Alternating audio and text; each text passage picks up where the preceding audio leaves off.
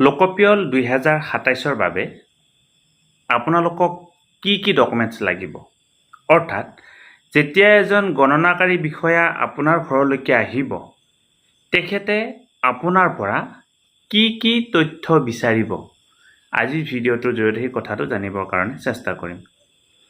ইতিমধ্যে আপোনালোকে জানে ভাৰতবৰ্ষত 16তম লোকপিয়ল হ'বলৈ গৈ আছে আৰু ইতিমধ্যে আৰম্ভ হৈছে। 2 তাৰিখৰ পৰা 16 তাৰিখলৈকে গণনা ইতিমধ্যে সমাপ্ত হ'ল আৰু 17 তাৰিখৰ পৰা ছেপ্টেম্বৰৰ 15 তাৰিখলৈকে ইনুমাৰেটৰ অৰ্থাৎ গণনাকাৰী বিষয়াসকলে আপোনালোকৰ ঘৰলৈকে গৈ বহুকেইটি প্ৰশ্ন সুধিব আৰু সেই প্ৰশ্ন যেতিয়া সুধিবলৈ যাব বহুতে আমাক সুধি আছে যে আমাক কি ডকুমেণ্টছ লাগিব বা কি ডকুমেণ্টছ আমি ৰেডি কৰি থ'ব লাগিব যেতিয়া সেন্সাছৰ মানুহ আমাৰ ঘৰলৈকে আহিব আমি কি ডকুমেণ্টছ দেখুৱাব লাগিব। আমাৰ লোকপিয়লটোক এইবাৰৰ লোকপিয়লটোক দুটা ভাগত ভাগ কৰা হৈছে। এটা হৈছে হাউচ লিষ্টিং বুলি কোৱা হয়, গৃহ গণনা, আপোনালোকে সহজ ভাষাত জানি লওক, আৰু আনটো হৈছে পপুলেশ্যন ইনুমাৰেশ্যন অৰ্থাৎ জনসংখ্যা গণনা। এতিয়া আমাৰ 17 আগষ্ট তাৰিখৰ পৰা ছেপ্টেম্বৰ মাহৰ 15 তাৰিখলৈকে হাউচ লিষ্টিঙৰ কাম আৰম্ভ হ'ব আৰু আপোনালোকক একোটা নম্বৰ দি থৈ আহিব আপোনালোকৰ ঘৰত। ফেব্ৰুৱাৰী মাহত যেতিয়া হ'ব তেতিয়া আকৌ আপোনালোকৰ ঘৰত থকা প্ৰতিগৰাকী ব্যক্তিৰ ইণ্ডিভিজুৱেল ব্যক্তিগত তথ্য সংগ্ৰহ কৰা হ'ব, লিংগ, এডুকেশ্যন কোৱালিফিকেশ্যন বা বেলেগ কিবা। এতিয়া যেতিয়া আপোনাৰ ঘৰলৈকে এজন বিষয়া যাব, বিষয়াজনে গৈ আপোনাৰ পৰা তথ্য বিচাৰিব, তেতিয়া আপুনি কোনো ধৰণৰ ডকুমেণ্টছ দেখুৱাব নালাগে। আপোনালোকক 34টা প্ৰশ্ন সোধা হ'ব, তাৰে 2এটা প্ৰশ্ন অট'মেটিকেলি তেওঁলোকে থাকিব।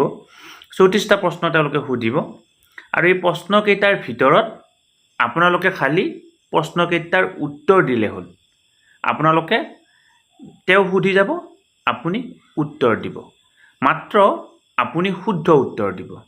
শুদ্ধ উত্তৰ এইকাৰণে দিব কাৰণ এইটো হৈছে এটা ভাৰত ৰাষ্ট্ৰৰ এটা ব্যৱস্থা আৰু ইয়াৰ জৰিয়তে আমাৰ গোটেই দেশখনৰ তথ্য কিছু সংগ্ৰহ কৰা হ'ব আৰু এই তথ্যৰ ওপৰত ভিত্তি কৰি পৰৱৰ্তী পৰ্যায়ত দেশৰ উন্নতিৰ কাৰণে বিভিন্ন ধৰণৰ পৰিকল্পনা কৰা হ'ব।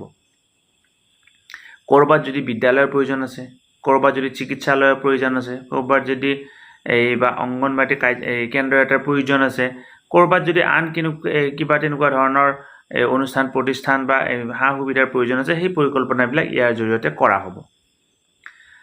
তেওঁলোকে আপোনালোকক সুধিব যে আপোনালোকৰ ঘৰখনৰ মজিয়াখন কিহেৰে বনোৱা। তেওঁলোকে আপোনালোকক সুধিব আপোনালোকৰ যিমানকেইটা ঘৰ আছে ঘৰকেইটাৰ ৱালবিলাক কেনেকুৱা ধৰণৰ। তেওঁলোকে আপোনালোকক সুধিব আপোনালোকৰ যিবিলাক ঘৰ আছে ঘৰবিলাকত লগোৱা যি লগোৱা হয় টিঙৰ নে ছালৰ হয়। তেওঁ কিছুমান প্ৰশ্ন আপোনালোকক নুসুধিবও পাৰে, নিজাববীয়াকৈ দেখা পাব, নিজাববীয়াকৈ তেওঁ সেইখিনি ফিল আপ কৰি ল'ব পাৰে।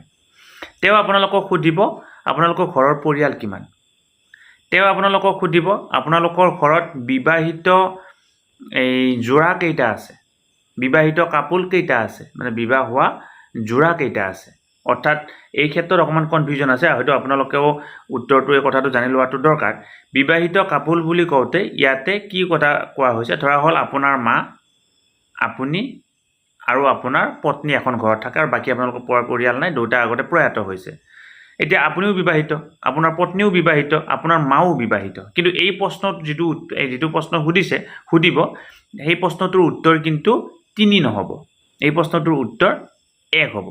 কেনেকুৱা ধৰণে 1 হ'ব মই বুজাই দিছোঁ শুনক। লোকপিয়লত এইবাৰ যিসকল গণনাকাৰী বিষয়া যাব তেওঁলোকে আপোনালোকক বিয়া হোৱা মানুহ কেইজন আছে সেইটো নুসুধে। তেওঁলোকে সুধিব বিবাহিত কাপোল কেইটা, অৰ্থাৎ বিয়া হোৱা কেইযোৰা ব্যক্তি আপোনাৰ ঘৰত থাকে। এতিয়া বিয়া হোৱা এযোৰ ব্যক্তিহে আপোনালোকৰ ঘৰত থাকে, আপুনি আৰু আপোনাৰ পত্নী। মা বিয়া হৈছিল কিন্তু দেউতা নাই, গতিকে তেওঁ যোৰা হৈ থকা নাই এতিয়া। সেই কথাটো ভালদৰে মন কৰিব। কেতিয়াবা কিবা কাৰণত হয়তো বিষয়াজনে সোধোটো খেলি মেলি কৰিব পাৰে বা আপুনিও হয়তো সেই কথাটো বুজি নাপায় ভালদৰে বেলেগ উত্তৰ দি দিব পাৰে। তেওঁ আপোনালোকক সুধিব যে আপোনালোকৰ উমৈহতীয়াভাৱে ব্যৱহাৰ কৰা ৰুম কেইটা, আপোনাৰ ডাইনিং ৰুম, কিটচেন ৰুম, সেইবিলাকৰ কথা সুধিব, বুজাই দিব তেওঁলোকে আপোনালোকক সুধিব আপোনালোকৰ পানীৰ উৎস কি, তেওঁলোকে আপোনালোকক সুধিব আপুনি ক'ত পায়খানা কৰে, পায়খানা কৰাৰ যিটো স্থান সেইটো কেঁচা নে পকা, তেওঁলোকে আপোনালোকক সুধিব আপোনালোকৰ যিবিলাক লেতেৰা পানীবিলাক ওলাই যোৱাৰ কাৰণে ব্যৱস্থা আছেনে, ড্ৰেইনেজ আছেনে নাই, তেওঁলোকে আপোনালোকক সুধিব আপোনালোকৰ ঘৰত ৰেডিঅ' টিভি আছেনে নাই, আপোনালোকৰ বাইচাইকেল, মটৰচাইকেল, স্কুটাৰ আছেনে নাই, আপোনালোকৰ 4 চকীয়া গাড়ী আছেনে নাই, আপোনালোকৰ স্মাৰ্টফোন আছেনে নাই, আপোনালোকৰ ইণ্টাৰনেট আছেনে নাই, আপোনালোকৰ লেপটপ আছে নেকি, এই প্ৰশ্নবিলাক সুধিব। গতিকে এই যিবিলাক প্ৰশ্ন সুধিব এই প্ৰশ্নবিলাকত কোনো ধৰণৰ ডকুমেণ্টছৰ প্ৰয়োজন নহয়। গতিকে আপোনালোকে শুদ্ধ তথ্য দিয়ক। আমাৰ এই 16তম লোকপিয়ল যিটো হৈ আছে এইটো হৈছে স্বাধীন ভাৰতৰ 8ম, অৰ্থাৎ ভাৰত স্বাধীন হোৱাৰ আগতে স্বাধীন হোৱাৰ পিছত এতিয়ালৈকে 8 বাৰ হ'ব এইবাৰলৈকে। আৰু এই লোকপিয়লটো আমাৰ 1948 চনৰ লোকপিয়ল আইন মতে পৰিচালিত হয়। গতিকে আপুনি যদি ভুল তথ্য দিয়ে আপুনিও দণ্ডনীয় হ'ব। অৰ্থাৎ লোকপিয়ল আইন মতে আপুনি ৰাষ্ট্ৰৰ হিতৰ কাৰণে শুদ্ধ তথ্য দিয়াটো আপোনাৰ এটা দায়িত্ব ভাৰতীয় নাগৰিক হিচাপে। গতিকে এই তথ্যখিনি আপোনালোকে দিয়ক। আপোনাৰ মোবাইল নাম্বাৰটো খুজিব, তাৰপিছত আৰু এনেকুৱা ধৰণে বিভিন্ন তথ্য খুজিব। তাৰপিছত প্ৰায় কেইটামান প্ৰশ্নৰ উত্তৰ ক'লোৱে আপোনালোকক, এইখিনি খুজিব। আপোনালোকৰ এই এডুকেশ্যন কোৱালিফিকেশ্যন এইবাৰ নোখোজে।